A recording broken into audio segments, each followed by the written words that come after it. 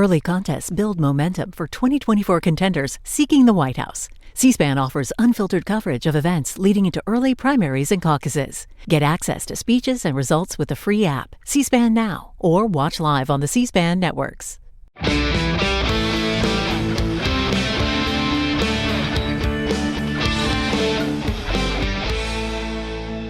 Hi, everybody. It's Rob Benedict. And I'm Richard Spate. And we're talking about Supernatural Season 3, Episode 10. Robbie, this is not the title of the episode. It's just something I want to say to you. Would you do me a solid and dream a little dream of me? Done. Now, what's the title of the episode? You. Dream a little fist in your face. Dream a Little Dream of Me is the name of the episode. But before we get into it, I want to ask you to do me a favor. Would you ever, I got real creepy for a second. Will you follow us on Instagram and Twitter? For a second. At SPN Then and Now. Hey, get a little closer to the speaker, would you? Hey, I want you to. No, please follow us on Instagram or Twitter. That's where we are, at SPN Then and Now. There, I said it. Yeah, man. About time. Now it's time for the summary. This is where Rob Benedict free forms a description of the episode from memory. Robbie? Bobby is attacked by a woman in a dream. Wow. While sleeping, a maid from the motel he's at is unable to wake him. So once they get the message to Sam and Dean, they rush to the hotel. But by the time they get there, he is in a hospital in a coma. Please, quick side note to any maids who might clean up my room. Please don't try to wake me up like that woman tried to wake Bobby up by violently shaking him. And by the way, I'm not exactly sure what she saw in Bobby's sort of still figure that made him think he was not just asleep. That seemed very brazen on her part to go over there and give the man a shake. Yeah, it was. She was operating at a cold open pace. But save it for the review. Okay, so there he's in a hospital. He's in a coma. The doctor tells the brothers he doesn't know why it happened or what's causing it. Bobby, he's just in a coma. So he starts dreaming about his wife, and we discover that he's possessed by a demon and that Bobby had to kill his wife in self-defense. So this is actually a nightmare. Oh, no, that's not good. Yeah. So the brothers discovered Jeremy. There's Jeremy. I discovered him. Ha ha. I can claim Jeremy. And I'll call him Jeremy, a college student who is unable to dream due to a childhood trauma from a physically abusive father. He was given an experimental drug that allows him to enter other people's dreams. If he kills you in your dream, you die in real life. Bummer. Like the movie Dreamscape. Sam and Dean find out that Bobby was investigating Jeremy and the doctor that gave him the drug. The brothers try to figure out how to get some of this root so they can confront Jeremy and possibly save Bobby. They contact Bella for help. She shows up to the brothers' motel room. It's Bella. Boy, oh boy, what a hot scene this was. She wakes Sam up. He happens to be having a dirty dream. She's not wearing much. And so they go onto the bed and they're kissing and stuff's happened. And then boom, he wakes up. But guess what? Then she really comes in the room. It's no dream. It's Bella. And she's brought them some of that magical root. The brothers put it in a motel safe next to the Colt. Once Bella leaves Sam and Dean, they ingest the root and go to sleep. They're able to enter Bobby's dream and tell him to wake up. However, while there, they encounter Jeremy, who now wants them all dead. They discovered him. The boys can't find Jeremy in the real world. Then they try to stay awake, but Dean eventually falls asleep. Sam takes some of the magical roots so that he can enter Dean's dream. Sam finds Jeremy, but Jeremy gets the upper hand and is able to tie Sam to the ground. Jeremy proceeds to beat him with a baseball bat. Sam focuses and is able to control dreams too. He manifests himself as Jeremy's father. This creates a distraction long enough for Sam to break free and beat Jeremy to death with the bat. Meanwhile, Dean is dreaming and he's being confronted by a demon version of himself. That's right. It's Dean versus Dean. And the demon Dean chastises... Hold on. It's not Demon Dean. It's Deanman. Right. It's a Deanman. It's a Deanman.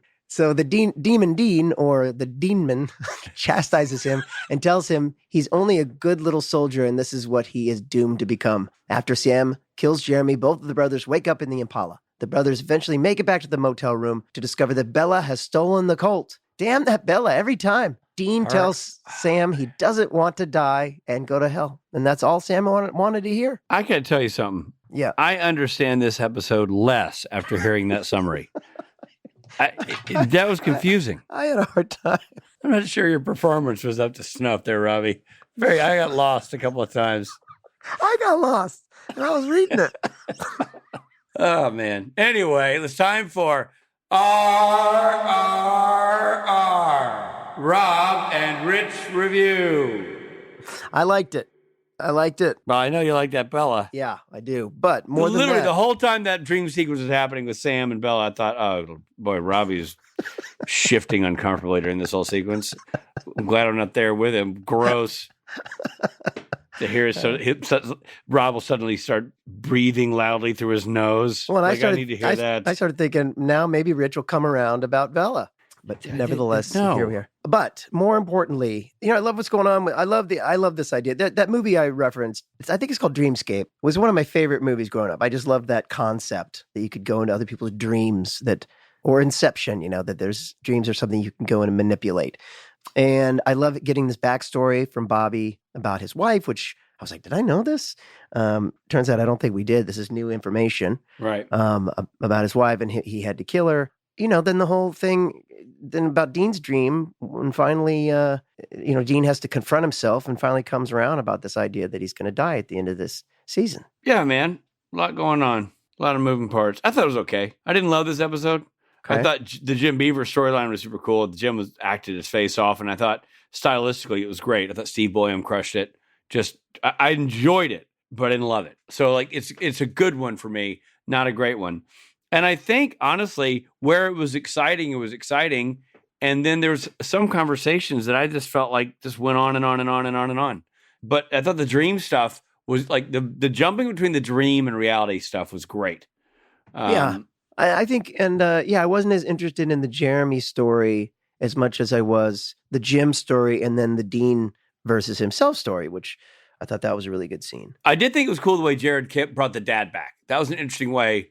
It was. That was. But cool. I also then felt bad for that kid. Here's a kid who literally did get hit by his dad with a baseball bat. True. And then they bring back his dad to beat him up with a baseball bat in his dreams. I mean, it was pretty brutal. Yeah, that was brutal. Stark.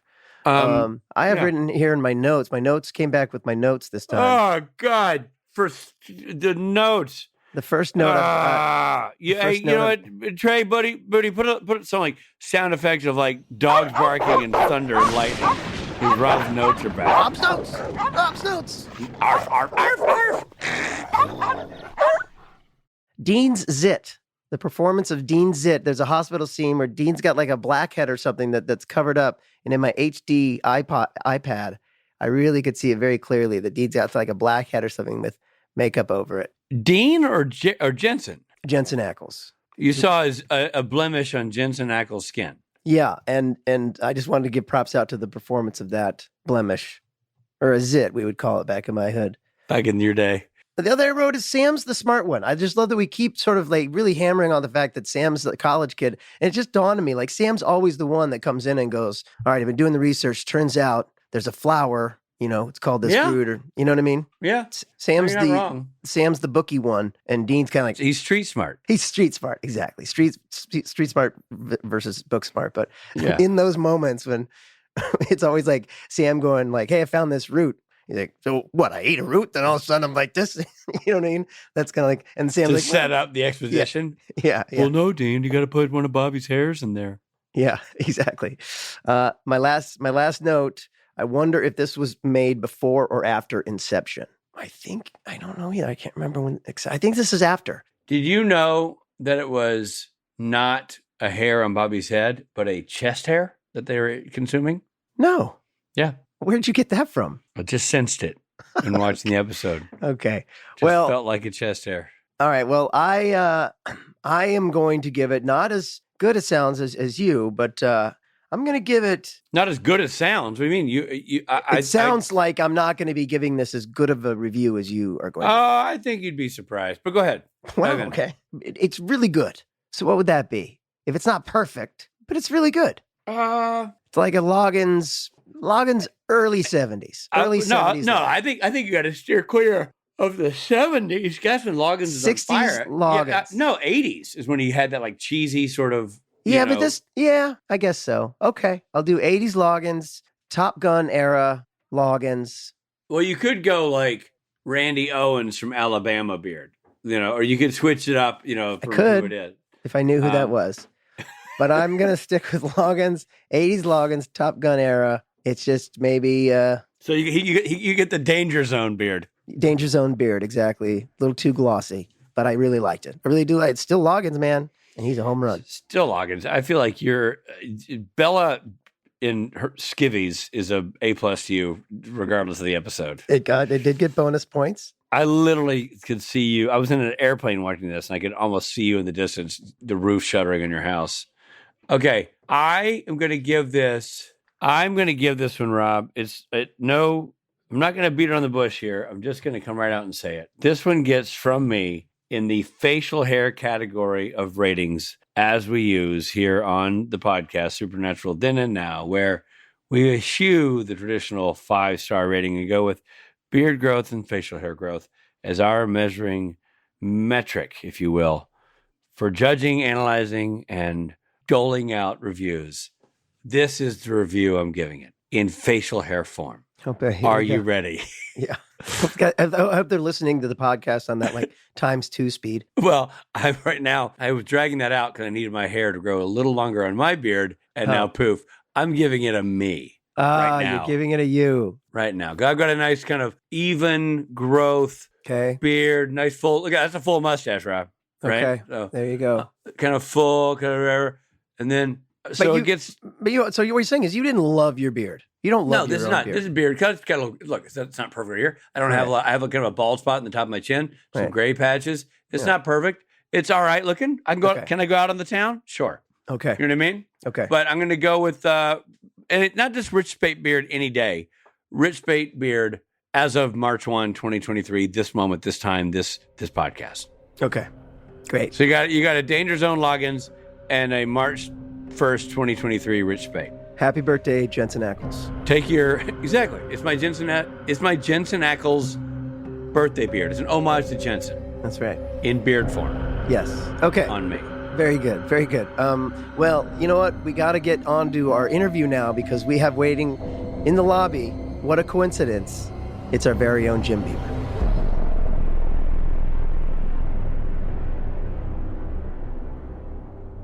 All right. Well, we are just delighted to have with us once again.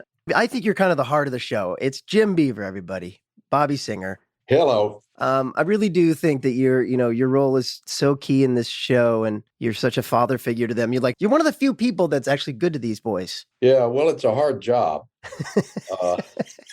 Yeah, you want to be angry with them, but I guess I'm up for it though. Yeah, it's a pretty great character to have gotten to play. Yeah, except for a few soreheads out there. Pretty much everybody likes Bobby, and there's a connection that the character has with the fans. I think that is really strong and very personal to a lot of people. Yeah, what you represent. Yeah, I think it's a slot in the family dynamic that a lot of people are looking for something they can relate to. Yeah, it's a bit of normalcy. I mean, it's normal, and it's fictionally, it's normalcy for the boys, but watching the show, you're just like, this is the voice of reason. You're the one who's a lot of times going, Sam, get a hold of yourself, or Dean, get a hold of yourself. But in this episode, this is such a great episode for you. You're really the one who's teetering because you've been trapped in this dreamscape. Yeah. You remember Dream a Little Dream? Yeah, I vaguely remember that one. You're trapped in a dream world. Yeah. Where your wife is come back as sort of a ghost and is haunting you. Yeah. I do remember the episode. Right.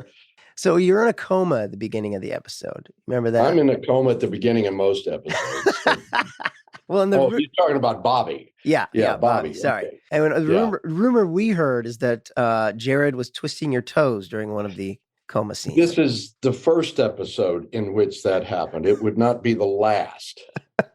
Because you're right, you're in a medical bed quite a bit. Yeah, he twisted my toes during my dramatic bed scenes all the way up until my freaking death.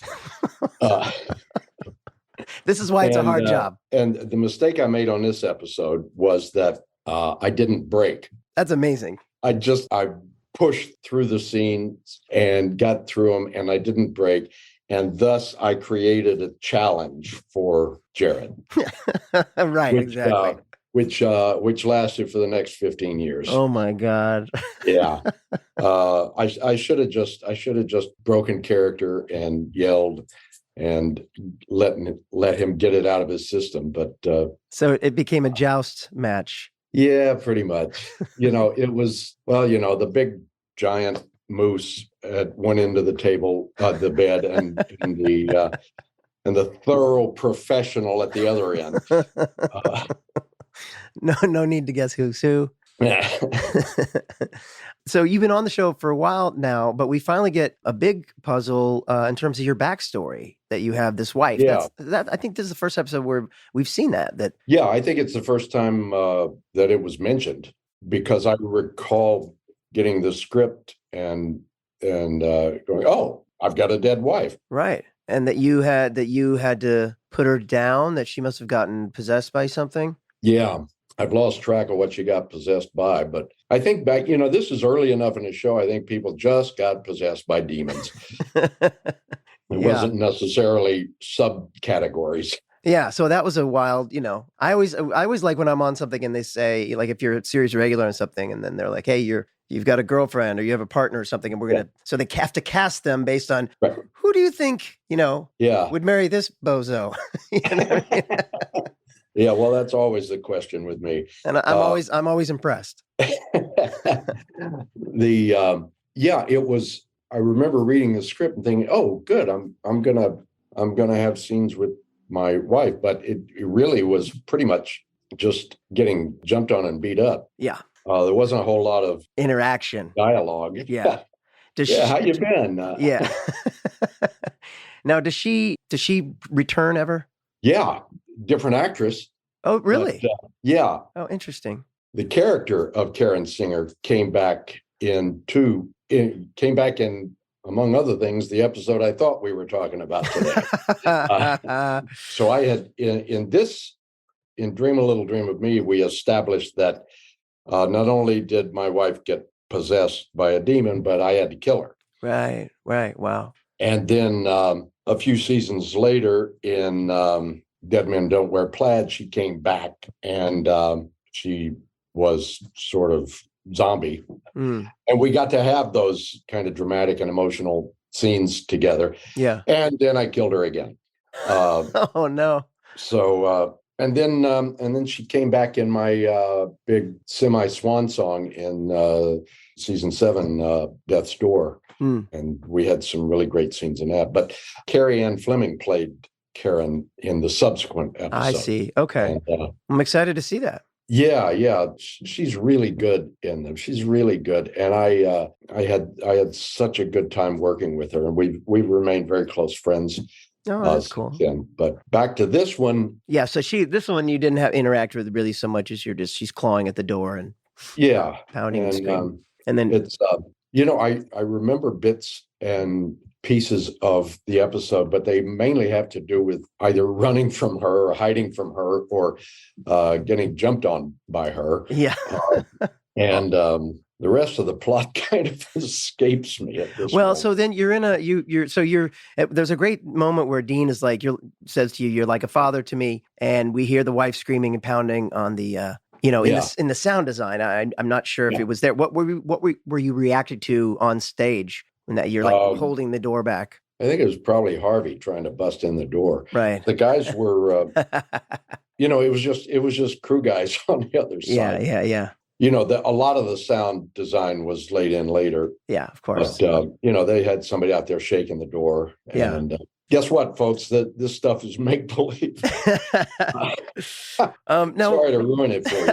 But, now, at this point, you've played Bobby a lot. At what point did you feel comfortable saying, I don't think Bobby would do it this way? You're getting to the point where you know Bobby better than the guest directors that come in.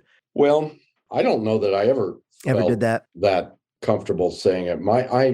I've always approached it that this show belongs to the writers, that what they write it's my job to interpret.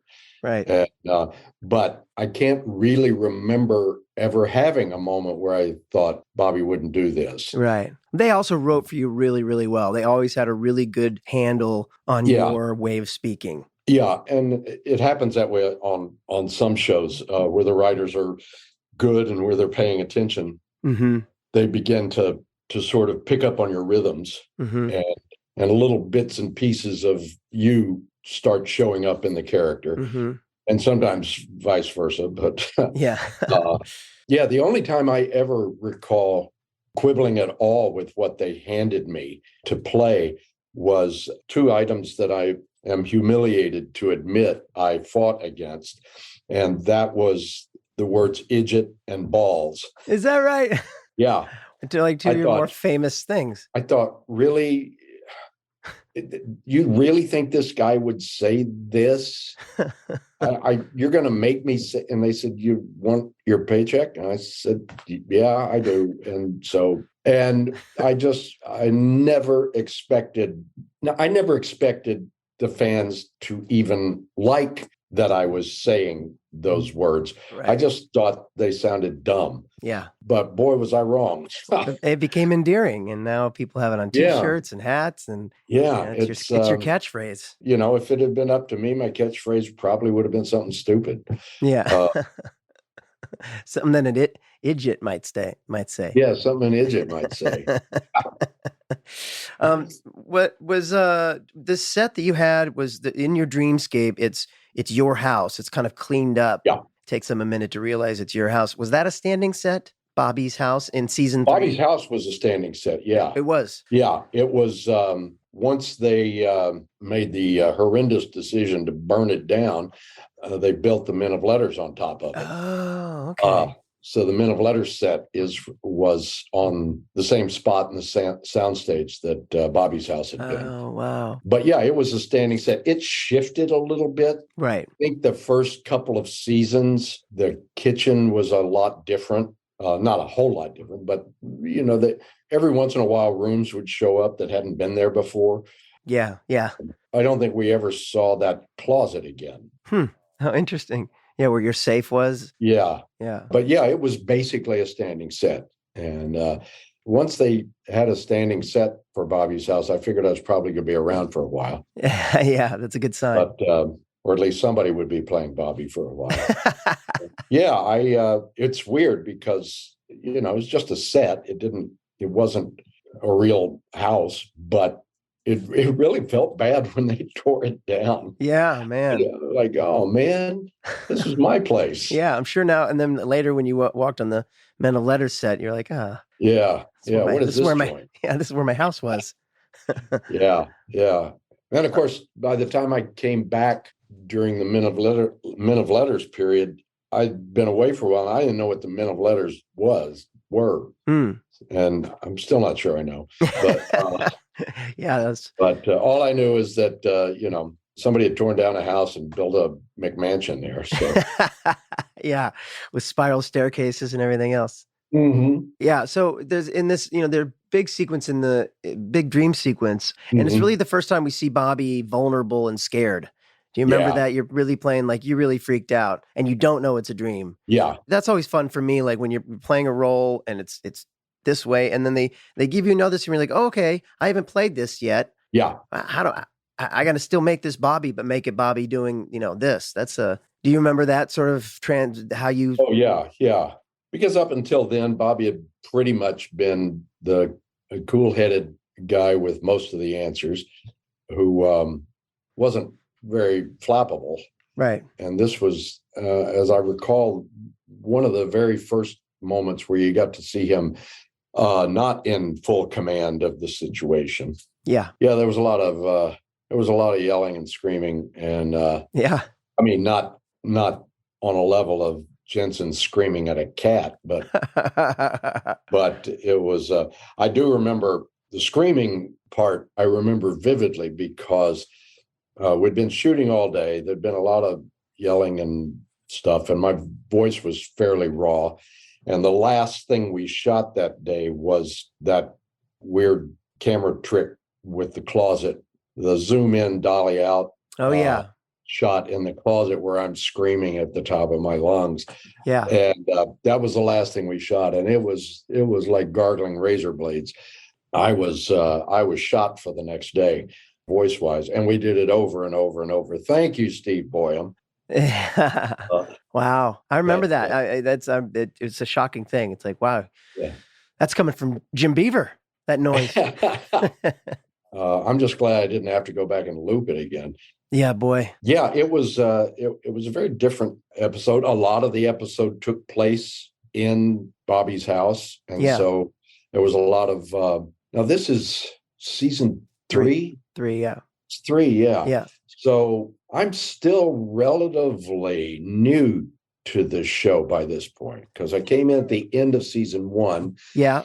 And I think I only did 2 or 3 in season 2. Mm-hmm. So I'm still feeling a little bit like a guest actor. Yeah, right. But you've been a little heavier this season, and also you've also been in some real significant episodes. Yes. Yeah. I mean, I think also I can see now why, we all do these conventions and then we go, oh, I've only done whatever episodes out of 320 some odd. I've done 20 episodes, and my friends never quite understand why anyone, wants to see me. But certain guest stars, especially with the significant episodes, really register with people. And that's why, as someone who's watching the show, I go, oh yeah, Bobby's in. He's got to be in damn near every one, because you really feel like you're such a. Except I'm but the truth is I'm only in about 20% of them. Yeah. Yeah. But my God, the impact. Yeah. Always. Okay, guys, hold on. We're coming right back.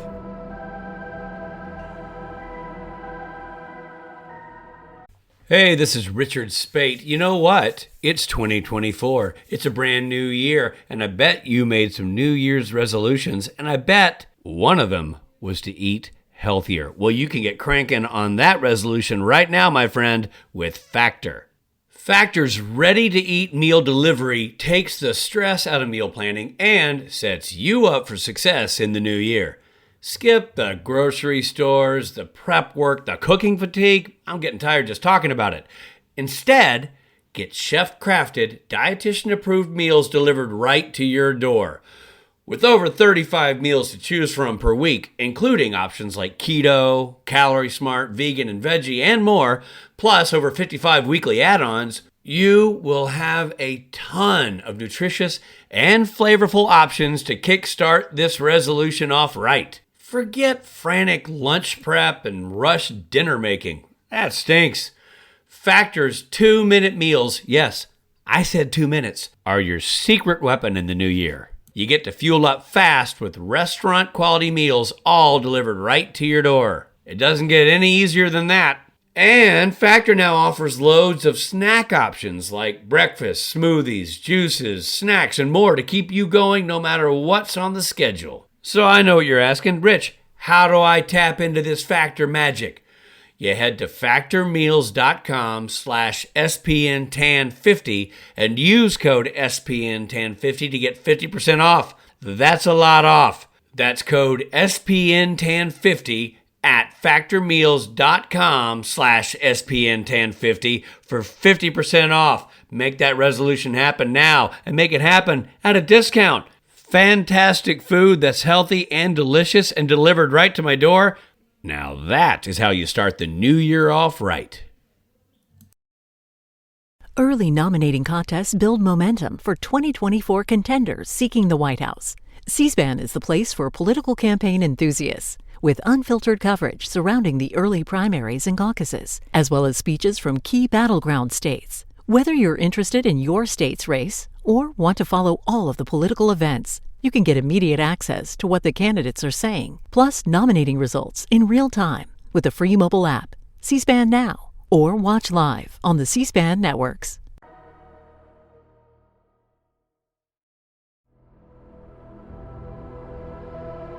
Thanks for listening, everybody, and now back to the episode.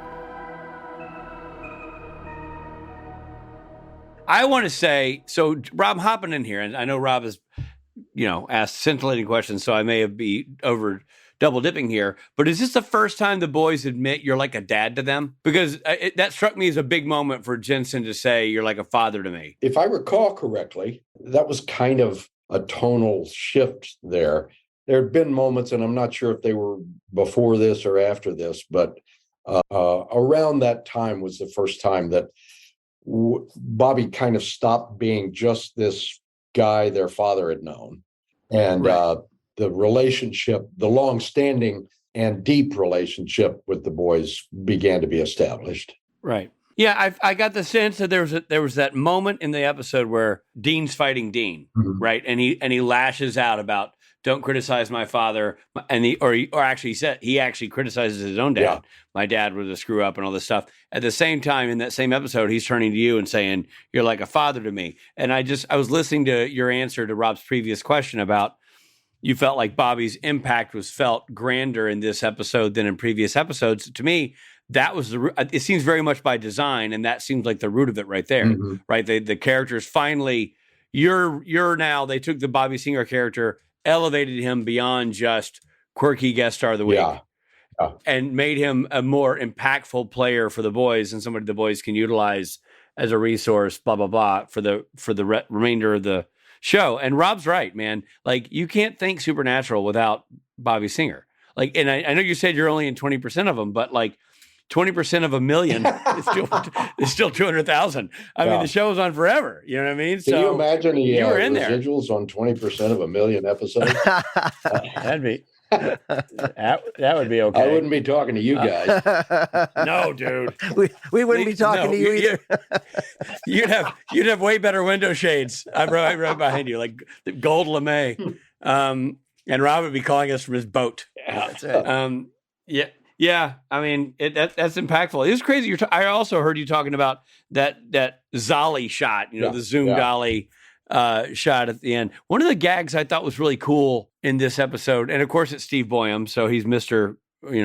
Cool things because he's a cool director. That was my first episode ever with Steve. I met him on that episode, and I just loved him. Yeah, Rob worked with him early on, right, Robbie? I did. He was directing my first episode. Yeah. So Rob has stories. I didn't work with him on Supernatural, but I love his style, and he did this bit with you, and I think it's an editing gag. I don't think it's a camera trick, but where you go into the closet, and I think it's an act out. You go into the closet, and we see your clothes, and you're in the closet, and then she's out there banging around, and you flip around, and the camera pulls back, and now we're in this long hallway.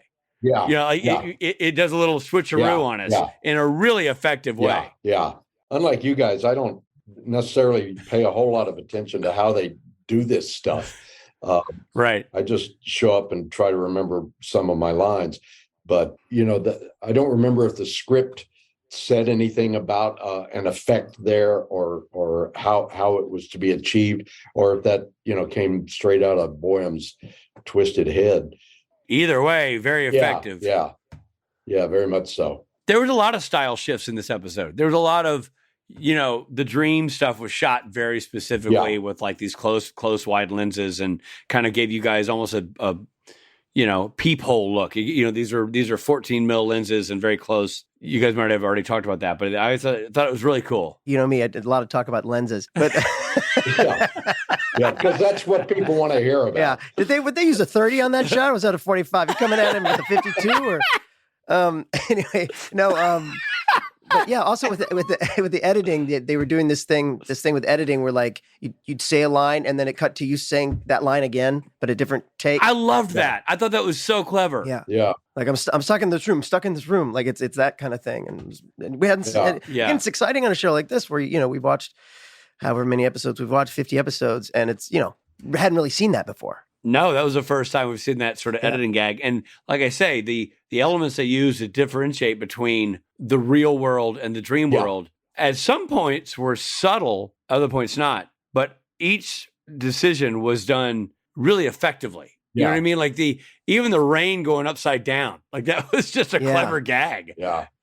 Like it was just well done. Yeah. And there was a lot of, as I recall, a lot of shifts in subtle but noticeable shifts in the lighting. The way Serge lit the sets for the reality scenes versus the dream scenes. Right. It didn't slap you in the face, but it let you know, okay, what we're watching here may not be real. Mm-hmm. Right. Or, oh, wait a minute, are we back in real life? Yes, we're back in real life because the look is back to real life. Yeah. Right.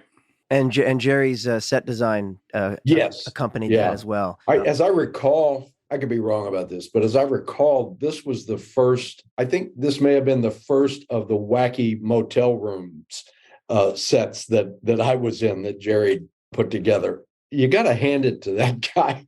There were 9,000 motel rooms on this show, and every one of them looked unique and pretty much it looked exactly like you would be afraid an old cheap motel in Idaho would look like. Yes. And yet I know. Something you could never imagine. Yeah.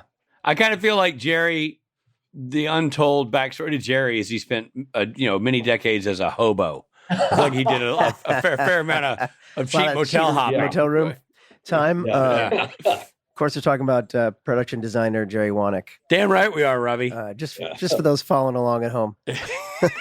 Wouldn't everybody be following along? Not necessarily at home. This is just for the people at home. Point. Hope it's not just for the three of us. Well, it was really trippy. This is going to be also from the desk of the stupid.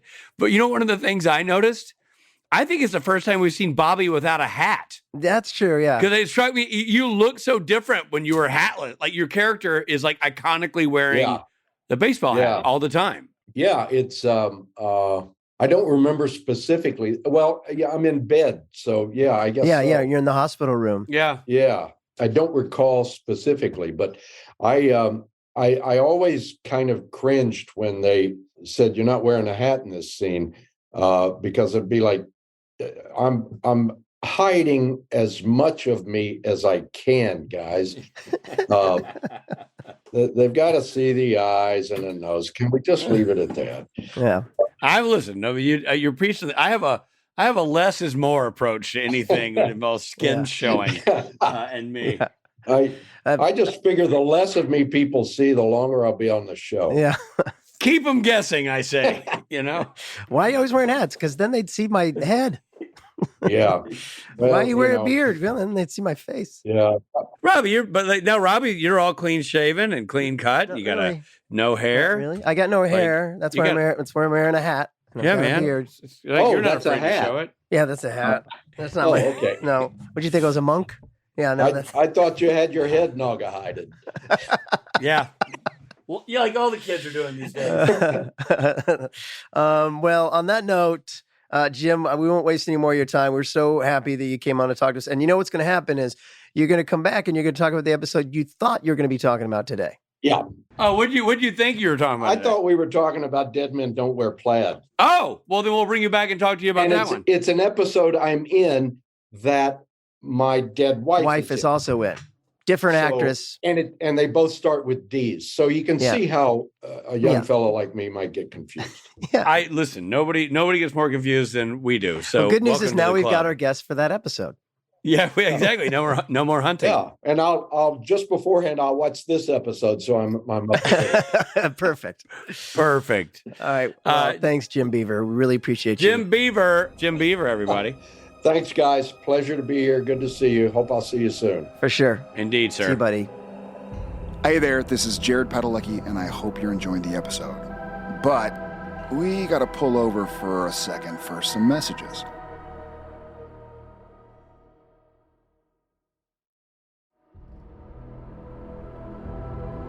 Thank you for supporting Supernatural then and now. And now, back to the show. How about that, Jim Beaver? Yeah, how about it? I was hoping he was going to whip up some Frito-Lay corn chip dough in the middle of the interview, but no, nothing doing. We should have him say something in Japanese. Like, hello, would you like some Fritos? Yeah. But I love Jim, and what a sport he was to He's the best. I love Jim. I'm not laughing at Jim. I'm laughing at you're like, how about that, Jim? He didn't know what episode we were talking about, so it was really nice. It doesn't matter. You're talking to Jim Beaver. It could be an episode of NCIS. Nobody cares. It's Jim Beaver. He's a charmer. He really is. We love him. Man's a journeyman with tons of personality and tons of stories. It really doesn't matter what you're talking about. And like we said, such a huge part of this show. Oh, so such a huge. part of this show. Well, let's get into some of the mythology around this episode. Mythology.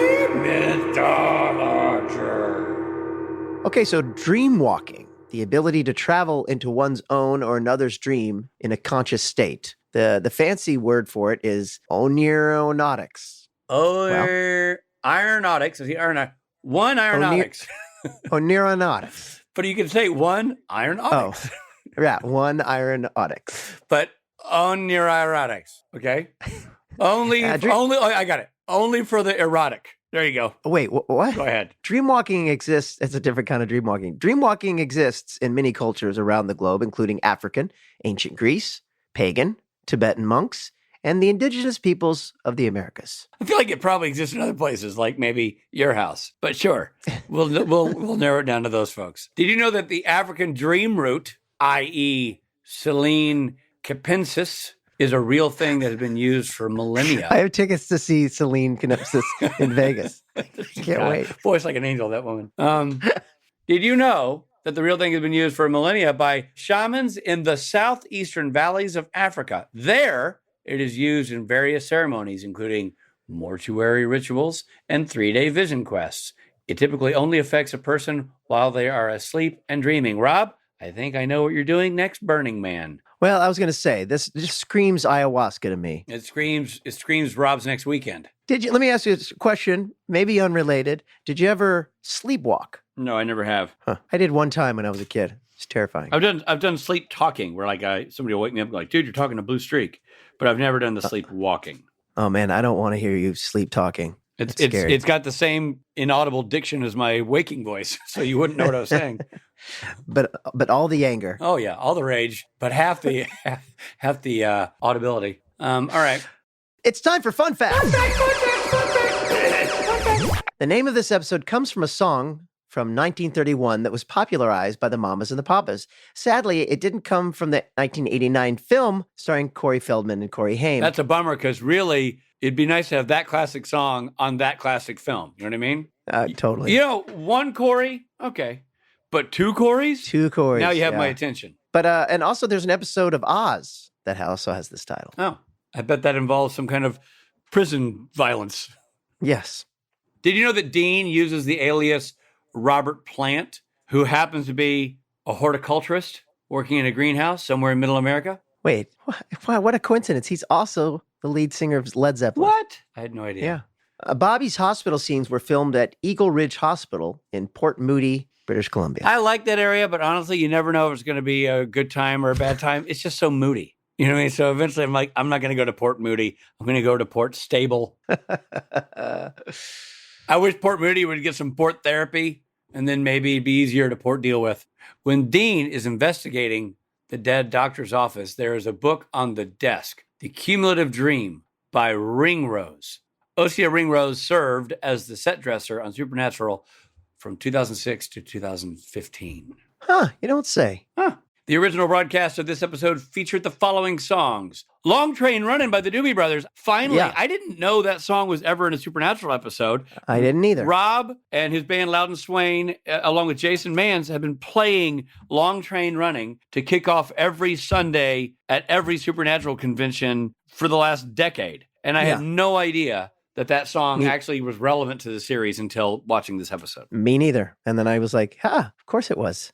Originally, Jason Voorhees from the Friday the 13th movies was going to appear in one of Dean's dream sequences, and they were going to fight. 3 days before filming, they found out they didn't have the rights. That's a bummer.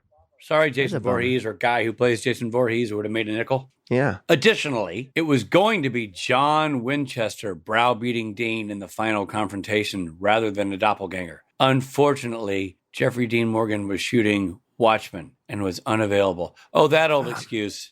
I'd love to be there, guys, when I'm shooting The Watchmen. Bummer, that would have been cool. It also, interestingly, I think Watchmen shot down the street from Supernatural. So, oh, really? Yeah, too bad he couldn't scoot over there. Well, this was a fun one. Really good one. Loved it. Really good. Jim Beaver anchoring an episode that had a lot of father-son themes, always a strong theme for the boys. And Jim's a great actor, great guest on this podcast, a great guy all around, and United States Marine veteran. So, just a good guy. And you get two Deans. Yeah. 2 Deans for the price of one. A little double Dean action. You know what I'm saying? Double Dean. Get one. You get a Dean coming and one going. Dean squared. And here we are, come to the end of the episode. So many jokes there that we're going to leave on the table because you know why? We don't want to be canceled. And we appreciate you. Thank you for listening. We do appreciate you. Listen, we have a Patreon. Join the Patreon. Check out all the extra gear, the live streams, and all that good stuff. But heck, if you can't afford that, if that's not your thing, that's fine too, man. Just keep listening. We love having your ears on our podcast, being part of what we're doing. So thank you for being here. We'll talk to you soon. Yeah, you will. See you next time. This episode of Supernatural features Jared Padalecki as Sam Winchester, Jensen Ackles as Dean Winchester. Guest stars include Lauren Cohen, Tim Beaver, Elizabeth Marlowe, Cindy Sampson, and G. Michael Gray. Aw, gee. Gee, Michael Gray. Dream a Little Dream of Me was written by Katherine Humphries and Sarah Gamble and directed by Steve Boyum. Boyum. Editing by Anthony Pinker. Music by Jay Greska. Executive produced by Eric Kripke and Robert Singer. The original broadcast of this episode featured the following songs. Long Train Runnin' by the Doobie Brothers. It also featured Dream a Little Dream of Me by Mama Cass Elliot. This episode originally aired on February 7th, 2008. This episode of Supernatural Then and Now was hosted and executive produced by Richard Spade Jr. and Rob Benedict. Produced by Stephen Hine. Written by Stephen Hine and Haida Holscher. And edited and associate produced by Trey Booty. What's up, Booty? Music provided by Tim Wynn. The episode was recorded with the help of Sonic Fuel Studios. This podcast is from Story Mill Media. Follow the podcast on Instagram and Twitter at SPN Then and Now. And become a member of the podcast at patreon.com/SPN Then and Now.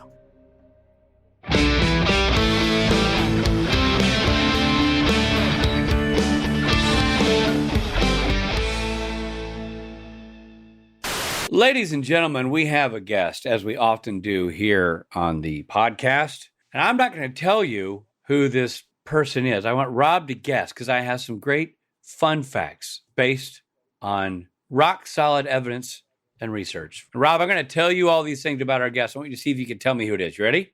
Okay. He's fluent in Japanese. Jim Beaver. I'll give you another guess. He was a classmate of Frank Beard, the drummer from ZZ Top. Jim Beaver? Hold on now. He worked as a corn chip dough mixer for Frito-Lay. It's got to be Jim Beaver. Man, you are not even close. I'll give you one final guess. Okay. His full name is James Norman Beaver Jr. Mark Pellegrino? Thank you. Yes. This podcast is sorry. Damn it. I keep looking away. Music provided. Wait, I lost it.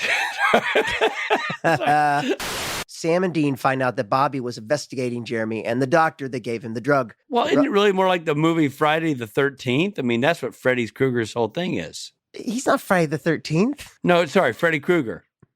The Nightmare on Elm Street? Yeah, Nightmare on 13th Street. No, but you said Dreamscape. I mean, isn't it really more of a Dreamscape is a movie where you can get into other people's dreams, and if they die in their dream, they die in real life. But but the Freddy Krueger series of movies, if you die in those movies, you die in real life. It's true. It's same thing. Same science.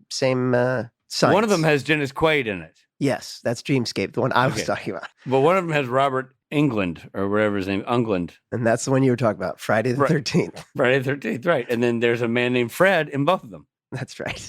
The brothers try to figure out how to get some of this root, the root that the doctor was going to... Look, if you Sam and Dean find out while sleeping a maid from the motel. Wow, I didn't see that scene. I'm telling you, man, it's an exercise in why commas matter. Hi, everybody. It's season 3, episode 10. But wait, you didn't enter. Am I in this one? Yeah, you're in a good deal of it. Oh, okay. You're dreaming, but you're there. Yeah, okay. I just realized this is going to make me look so much like a moron. I just realized this isn't the episode I thought we were talking about. Oh, really? Well. So, yeah, okay. I had all this stuff to talk about. Oh, man. Well, I can walk you through it, and it's basically the same. It's you and the boys. No, I mean, none of what I say is going to make any sense anyway. So what does it matter?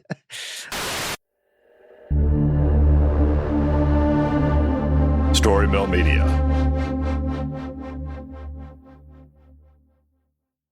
Early nominating contests build momentum for 2024 contenders seeking the White House. C-SPAN is the place for political campaign enthusiasts, with unfiltered coverage surrounding the early primaries and caucuses, as well as speeches from key battleground states. Whether you're interested in your state's race or want to follow all of the political events, you can get immediate access to what the candidates are saying, plus nominating results in real time with the free mobile app, C-SPAN Now, or watch live on the C-SPAN networks.